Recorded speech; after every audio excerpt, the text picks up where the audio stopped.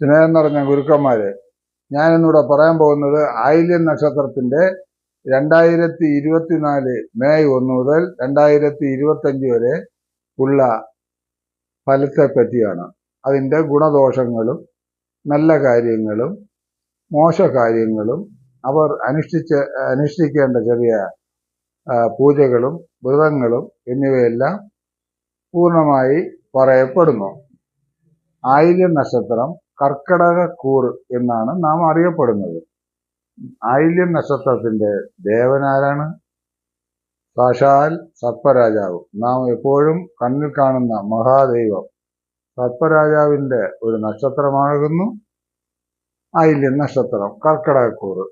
സർപ്പം നമുക്ക് എപ്പോഴും അനുഗ്രഹം തരുന്ന ഒരു മഹാഗ്രഹങ്ങളിൽ ഒന്നാണ്. അതുപോലെ സർപ്പദേവൻ നമ്മളെ ഏത് ദുരിതങ്ങളെയും മാറ്റുവാനുള്ള ശക്തി സർപ്പദേവനുണ്ട്. സർപ്പദേവനെ പൂജിച്ചാൽ കുടുംബത്തിന് ഐശ്വര്യം, ഭാഗ്യം, ധനം, സമ്പത്ത്, ആഭരണം, കുടുംബ ജീവിത പുഷ്ടി, സന്താന പുഷ്ടി, ഇങ്ങനെ എന്ന് വേണ്ടുന്ന ഏത് കാര്യങ്ങളും സർപ്പഭഗവാനെ പൂജിച്ചാൽ നമുക്ക് ലഭിക്കും. ആയില്യം നക്ഷത്ര ജാതകർക്ക് ഇപ്പോൾ വ്യാഴമാറ്റത്തോടുകൂടി വ്യാഴ ഭഗവാൻ 11ലേക്കാണ് വരുന്നത്.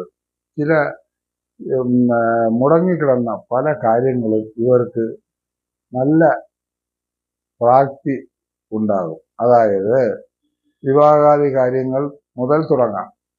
വിവാഹ കാര്യങ്ങൾ നടക്കാതിരുന്നവർക്ക് ഈ വർഷം വിവാഹാദി കാര്യങ്ങളിൽ ഇടപെടുകയും അവ അവരുടെ ഇഷ്ടപ്രകാരം നടത്തിക്കൊണ്ടുപോകാനുള്ള അവസരങ്ങളാകുന്നു. അതുപോലെ തന്നെ വിദ്യാർത്ഥികൾക്ക് മുടങ്ങിക്കിടന്ന വിദ്യകൾ പഠിച്ച് ജയിച്ച് അതിൻ്റെ ഡിപ്ലോമ ബിരുദങ്ങൾ എടുക്കുവാനുള്ള സമയവും ആകുന്നു. അതുപോലെ സന്താനങ്ങൾക്ക് വേണ്ടി പ്രയത്നിക്കുന്നവർക്ക് ചികിത്സ വഴിയോ, സന്താനം വളരെ കാലം കിട്ടാത്തവർക്ക് ചികിത്സ വഴിയോ അല്ലാതെയും സന്താനം ലഭിക്കും. രോഗത്തിൽ നിന്ന് മുക്തി ലഭിക്കുന്ന ഒരു കാലഘട്ടവും ആകുന്നു ഈ 2024 മെയ് 1 മുതൽ 2025 മെയ് വരെ.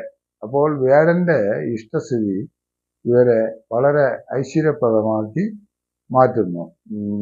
ആയില്യം നക്ഷത്രം പൊതുവെ ത്യാഗത്തിന്റെ, സമ്പത്തിന്റെ, ഐശ്വര്യത്തിന്റെ ഒരു നക്ഷത്രം കൂടെ ആകുന്നു.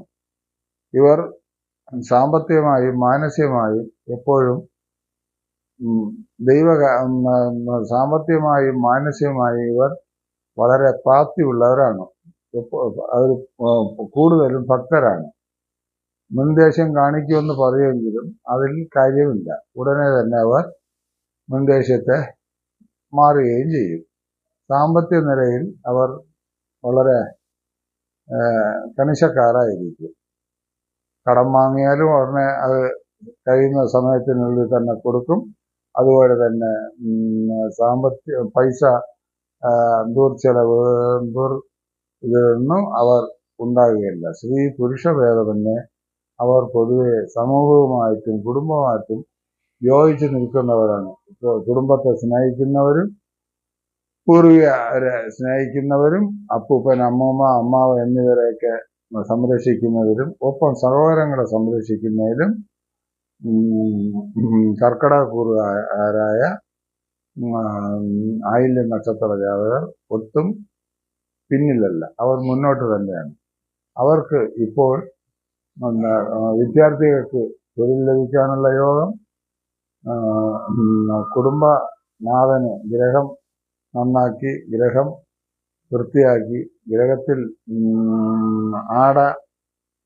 ആഭരണ ലാഭങ്ങൾ കുറച്ചെങ്കിലും കൈവരിക്കാനുള്ള യോഗം, അതുപോലെ തന്നെ ഗ്രഹശുദ്ധി എന്നിവയെല്ലാം ഈ കാലഘട്ടത്തിൽ അവർക്ക് നേട്ടങ്ങളാൽ ഉണ്ടാകും. ചിലർക്ക് അതുപോലെ തന്നെ സ്വദേശത്ത് നിന്ന് വിദേശത്ത് പോകുവാനും അനുകൂല കാലഘട്ടമാകുന്നു. സാമ്പത്തികം ഇവർക്ക് ദൈവാധീനത്താൽ പല രീതിയിൽ നേട്ടം ഉണ്ടാകും. ബിസിനസ്സുകാർക്കും പൊതുവെ അനുകൂലമുള്ള കാലഘട്ടമാകുന്നു. അതുപോലെ തൻ്റെതായ കഴിവിനനുസരിച്ച് ബിസിനസ് നടത്തിയാൽ വിജയം തന്നെ കൈവരിക്കും. അതുപോലെ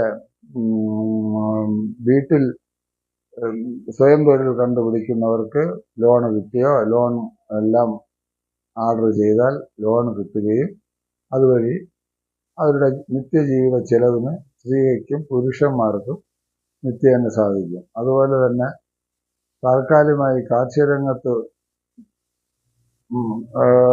മോശമാണെങ്കിലും പിന്നീട് അവർക്ക് അത് അനുകൂലാവസ്ഥയിലേക്ക് വന്നു ചേരും. എവിടെയും അവർക്ക് മുൻഗണന ലഭിക്കും. ഭഗവാന്റെ സഹായം പൂർണ്ണമായും ഉണ്ട്. അതുപോലെ തന്നെ ഇവർ ജനിക്കുന്നത് ബുധദശയിലാണ്. ഇതിന് 1, 2, 3, 4 കാലുകളുണ്ട്. 4-ാം കാലിനെ ഗണ്ടാന്തം എന്ന് പറയും. അത് ഗണ്ടാന്തമാണെങ്കിലും മറ്റ് ഗ്രഹങ്ങൾ ബലമുണ്ടെങ്കിൽ ഗണ്ടാന്തത്തിൽ ദോഷം വരികയില്ല. നമ്മുടെ ജാതകത്തിലെ ഗ്രഹനില പരിശോധിച്ച് വേണം നിങ്ങളുടെ ഓരോ കാര്യങ്ങളും പ്രത്യേകം ശ്രദ്ധിച്ച് നടത്തേണ്ടത്. ഇപ്പോൾ വ്യാഴം 11-ൽ നിൽക്കുന്നതുകൊണ്ട് ദശാസന്ധി ദോഷമോ മറ്റ് മോശപ്പെട്ട സന്ധികളോ ഒക്കെ ആണെങ്കിലും ഇത് നിങ്ങൾക്ക് അനുകൂലമായി വന്ന് സാമ്പത്തികമായും മാനസികമായും കുടുംബസുഖം, ഭാര്യാഭർത്തൃ സൗഖ്യം, ബന്ധുജന സൗഖ്യം എന്നിവയെല്ലാം ഉണ്ടാക്കും. പൊതുവെ നാഗസഹായം ഉള്ളത് കൊണ്ട് ഇവർക്ക് പല കാര്യങ്ങളും നടക്കും. ആയില്യത്തിനെ പറ്റി ചില ദോഷങ്ങൾ ആളുകൾ പറയുന്നു. അയൽ പ്രശ്നം, അതൊക്കെ ശാസ്ത്രപരമായിട്ട് അങ്ങനെ ഒരു പ്രശ്നമേ ഇല്ല. അതെല്ലാം പണ്ടത്തെ എന്തോ ആചാര്യമാണെന്ന് നമുക്ക് സങ്കല്പിക്കാം. ഇവർ ബുധദശയിൽ ജനിക്കുന്നു, പിന്നെ കേതുദശ, പിന്നെ ശുക്രദശ, പിന്നീട് ആദിത്യദശ, ചന്ദ്രദശ, ചൊവ്വാദശ, രാഹുർദശ, വ്യാഴദശ ഇങ്ങനെ പോകുന്നു. ഇതിൽ രാഹുർദശയും ശുക്രദശയുമെല്ലാം ഇവർക്ക് വളരെ അനുകൂലമായിരിക്കും. അതുപോലെ തന്നെ എഴുത്തുകാർ, കലാകാരന്മാർ, സമൂഹത്തിൽ നേതൃത്വം വഹിക്കുന്നവർ ഇവർക്കെല്ലാം 2024 മുതൽ 2025 മെയ് വരെ സുവർണ കാലഘട്ടമാകുന്നു. ഇവർക്ക് ചിലപ്പോൾ സർക്കാരിൽ നിന്നുള്ള സമ്മാനങ്ങൾ, അഭിനന്ദനങ്ങൾ, അതുപോലെ തന്നെ വിദേശത്ത് പോയി സാമ്പത്തികം നേടുവാനുള്ള യോഗം, പഠനത്തിൽ പേര്, പെരുമ, പ്രശസ്തി എല്ലാം ലഭിക്കാനുള്ള ഒരു കാലഘട്ടമാകുന്നു. ഇവരുടെ ദാമ്പത്യ ജീവിതവും നന്നായിരിക്കും.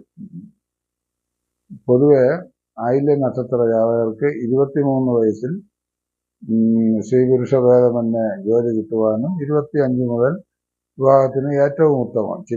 ചില സ്ത്രീകൾക്ക് 21 വയസ്സിൽ വിവാഹം നടക്കുന്നുണ്ട്. അത് അവരെ ജാതകത്തിൻ്റെ ഇതും കൂടെ വെച്ചാണ്. അത് കഴിഞ്ഞാൽ പിന്നെ 25, 27 ഈ കാലങ്ങളിൽ നല്ല ഉദ്യോഗം, 30, 35 കാലങ്ങളിൽ ഉദ്യോഗ വിജയവും, 27, 29 കാലങ്ങളിൽ സന്താനവും, ശേഷം ഗ്രഹയോഗവും, പിന്നെ സാമ്പത്തികമായ നേട്ടങ്ങളും, ഗ്രഹസുഖവും, ഭാഗ്യ ഐശ്വര്യങ്ങളും എല്ലാം ലഭിക്കുന്നു.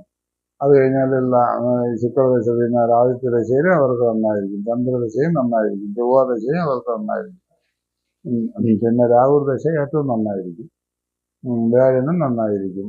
അത് കഴിഞ്ഞാൽ ശനിദശ തുടക്കത്തിൽ അല്പ അരിഷ്ടതകൾ കൊടുക്കുമെങ്കിലും അത് നന്നായി തന്നെ ഇരിക്കും. ഇവർ പൊതുവെ ഭക്തരും ദീർഘവീക്ഷണമുള്ളവരുമായിരിക്കും. ഇവരുടെ അനുഭവ സിദ്ധിക്ക് വേണ്ടി മാസം തോറും വിഷ്ണുവിന് പാൽപായസം, ദേവിക്ക് കുങ്കുമാർച്ചന, ആയില്യ പൂജ നടത്തുകയും പ്രധാന സർപ്പക്കോവിലുകളിൽ പോയി പൂജ വഴിപാടുകൾ നടത്തുകയും ചെയ്തുകൊണ്ട് നിങ്ങളുടെ 2024-25 പൂർണ്ണ വിജയത്തിലേക്ക് എത്തുമെന്ന് ഞാൻ പ്രാർത്ഥിക്കുന്നു. നിങ്ങൾക്ക് എല്ലാവർക്കും നല്ലത് വരട്ടെ.